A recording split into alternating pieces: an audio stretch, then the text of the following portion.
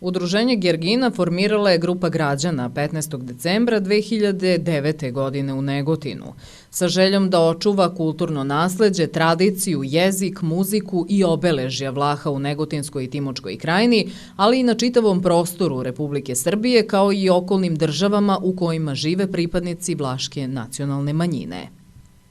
Večera smo svečanošću obeležili 10 godina aktivnosti Udruženja Gergina na očuvanju običaja, kulture, tradicije, jezika i identiteta Vlaha. Promovisali smo jedno izuzetno štampano izdanje, knjigu profesora Dimitrija Golemovića, Vlasi, tradicionalna vlaška muzika, odnosno na našem jeziku muzika Vlahilor-Djenlumije. To je za nas jedno kapitalno delo jer čuva našu vlašku kulturu, naš identitet, našu tradiciju. Zahvaljujući projektu koji smo realizovali u saradnji sa Ministarstvom državne uprave i lokalne samouprave, dobili smo finansijska sredstva za štampanje ove knjige. Knjiga je štampana u 500 primjeraka sa pratećim audionosačem i videonosačem. Bogatstvo vlaške tradicionalne muzike jasno ukazuje da je reč o posebnoj kulturi, što potvrđuje i njena melodija, zvučna obojenost, način izvođenja i interpretacija. O svemu tome govori i knjiga Muzika Vlahilor-Djenlume profesora doktora Dimitrija Golemovića, etnomuzikologa i kompozitora, koja je publikovana u okviru istoimenog projekta koji je podržalo Ministarstvo državne uprave i lokalne samouprave iz Budžetskog fonda za nacionalne manjine za programe i projekte iz oblasti kulture u ovoj godini. Ja to često pominjem upoređujući Vlahe sa drugim narodima na ovim prostorima je u stvari ono što odlikuje Vlahe u svakom njihovom damaru je sloboda. I ta sloboda se meni kao muzičaru je jako važna u stvari jer se preslikava u svemu onome što oni pevaju.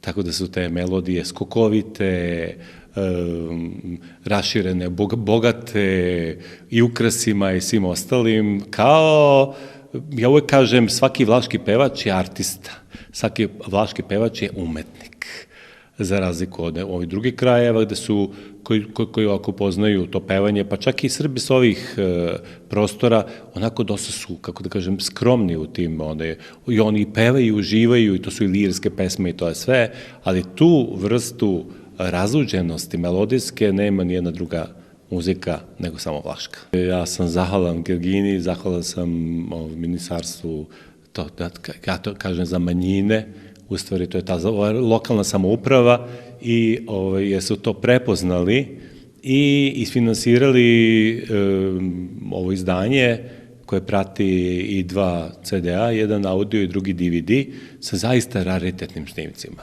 Neki od tih snimaka su stari i 42 godine, a ja sam snimio to sve istražujući u više od 50 vlaških sela u čitavom ovom periodu od 78. godine pa se do danas. U ovo priznanje je utkano 10 godina zalaganja i rada na očuvanju tradicije i kulture Vlaha u našoj zemlji. Istakao je predsednik opštine Vladimir Veličković na dodeli priznanja, ističući da će lokalna samouprava i u buduće podržavati rad ovog udruženja. Pripala mi je sada čast u ime lokalne samouprave, tj. opštine Negotin, da primimo ovo priznanje koje samo po sebi jeste jedan papir, ali u njega je utkano 10 godina nečeg zalaganja i pre svega očuvanja neke, da kažem, tradicije koju smatramo da je duša nekog kraja.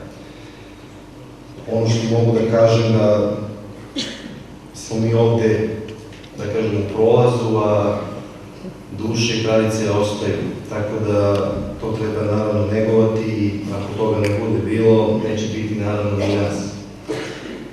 Mi kao opština ćemo naravno ovo podržavati i u buduće, jer u stvari ovim čuvamo i sebe. Pored predstavnika lokalne samouprave, svečanosti su prisustvovali predstavnici resornog ministarstva kao i brojne istaknute ličnosti iz javnog i kulturnog života Negotina. Inače, nakon promocije na svečanosti povodom obeležavanja decenije postojanja, Udruženje Gergina je svojim sugrađanima podarilo i koncert pod nazivom Veče pobednika.